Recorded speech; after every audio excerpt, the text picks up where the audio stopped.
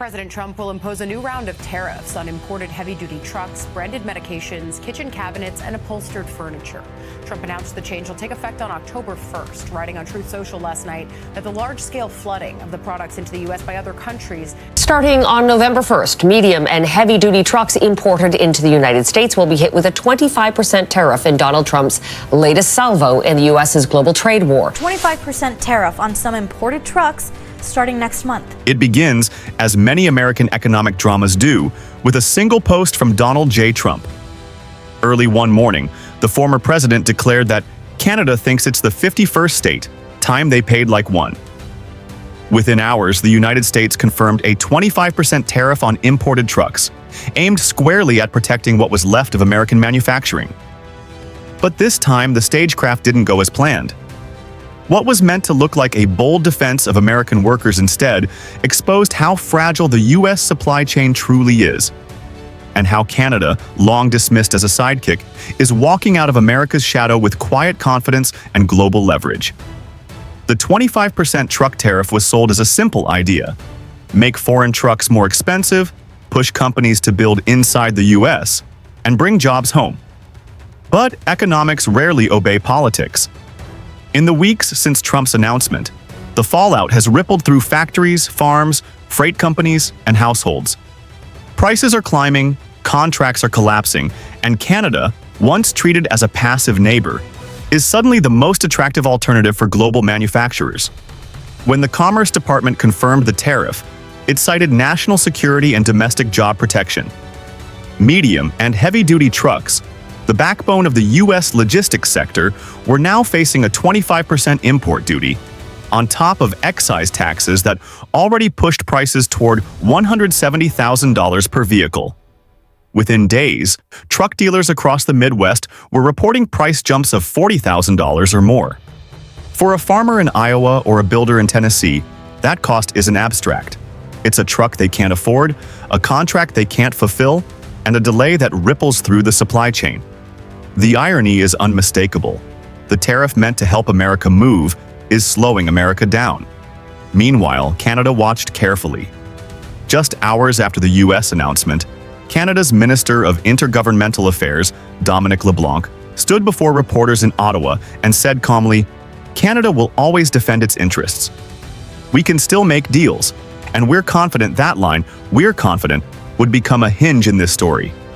For years, Canada's economy has been tethered to the American market, often on terms it didn't set. The joke about being the 51st state has floated through both countries for decades, implying that Canada's fate rises and falls with American politics.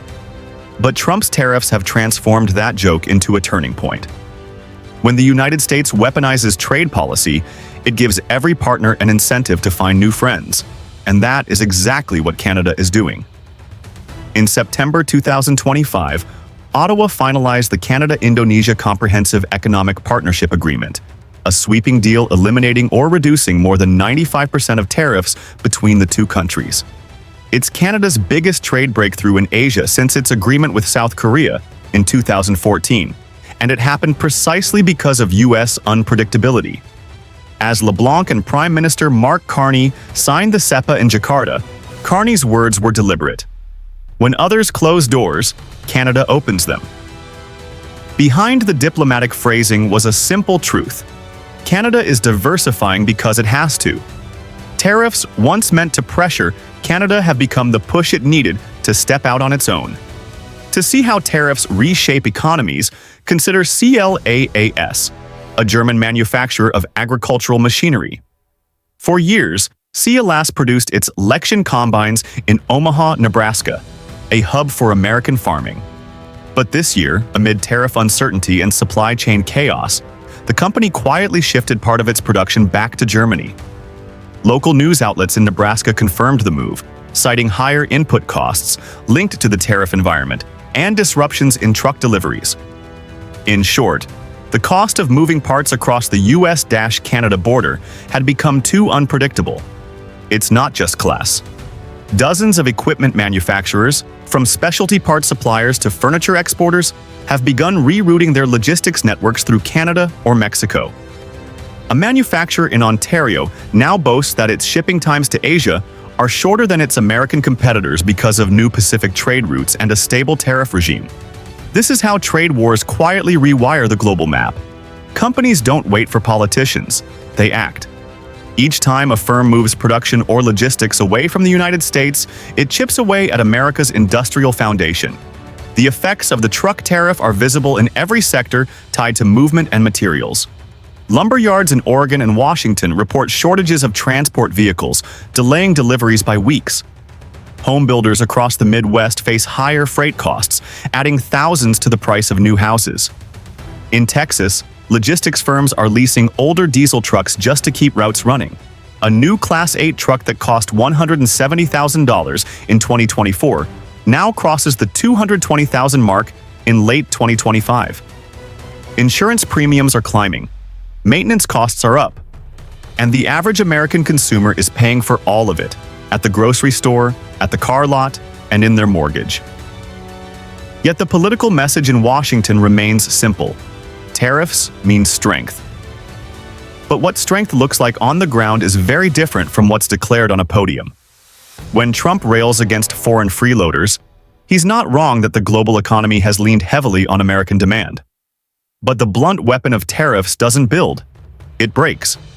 And in this case, it's breaking the very system that made the US a global hub for logistics and industry. Tariffs have always been political theater. They create the illusion of control, a visible, dramatic act that voters can understand. But the global economy runs on quiet agreements, not loud decrees. Behind the scenes, state governors, trade associations, and unions are panicking. Truckers' unions have warned that fleet renewals will stall. Governors in Michigan and Ohio, already struggling with auto layoffs, have written to Washington urging exemptions for essential components. Exemptions are slow, and politics is fast. Trump's advisors insist the tariffs will force negotiations, yet every economist knows this approach rarely works. Instead, it accelerates the very exodus it's meant to stop. LeBlanc's calm confidence contrasts sharply with Trump's theatrics. In every press appearance, he repeats that Canada remains open for business and values partnerships built on respect. These are not just diplomatic niceties, they are economic signals. Signals that investors, manufacturers, and even US allies are reading closely. Then came the Georgia raid. In a shocking operation, US immigration authorities detained over 300 South Korean workers at a factory site near Savannah. Many of them engineers contracted through legitimate trade visas. The message to the world was chilling. Even allies were no longer safe from the turbulence of America's domestic politics. Investors in Seoul and Tokyo took note. South Korean media asked bluntly, "Is the US still a stable partner?" Within weeks, trade officials from Korea and Japan were quietly in talks with Ottawa and Brussels about expanding industrial cooperation. Canada's embassy in Seoul reported a 40% surge in inquiries from Korean firms about investment permits.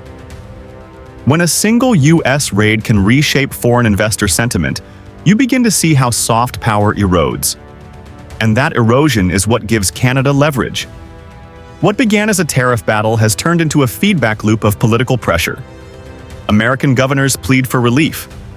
Businesses redirect investments north. Canada uses that moment to deepen alliances across Asia, Europe, and Latin America. The CEPA with Indonesia wasn't only about tariffs, it was about symbolism. Indonesia, the world's fourth most populous nation, represents an entry point into a booming Southeast Asian economy. By building that bridge, Canada positioned itself as an alternative to US volatility. At the same time, Ottawa has opened procurement channels for European defense contractors, expanding its submarine and shipbuilding deals with Germany and the Netherlands. Each new partnership diversifies Canada's industrial ecosystem, and each one is a reminder that the old 51st state mentality is fading fast. The contrast between Trump's America and Carney's Canada could not be sharper. Trump speaks in threats and tariffs. Carney speaks in frameworks and deals. At a speech before the Council on Foreign Relations, Carney said, "Tariffs build walls. Partnerships build resilience." That line resonated far beyond the conference room. It captured the essence of what's changing in North America. While the US doubles down on protectionism, Canada is betting on connectivity, and the bet seems to be paying off. Foreign direct investment in Canada has surged since early 2025, especially in sectors like electric vehicles, agri-tech, and logistics. European and Asian companies cite two main reasons: predictable regulations and long-term access to trade networks through deals like CEPA. Even some US firms are quietly relocating divisions north to bypass the uncertainty of tariff politics.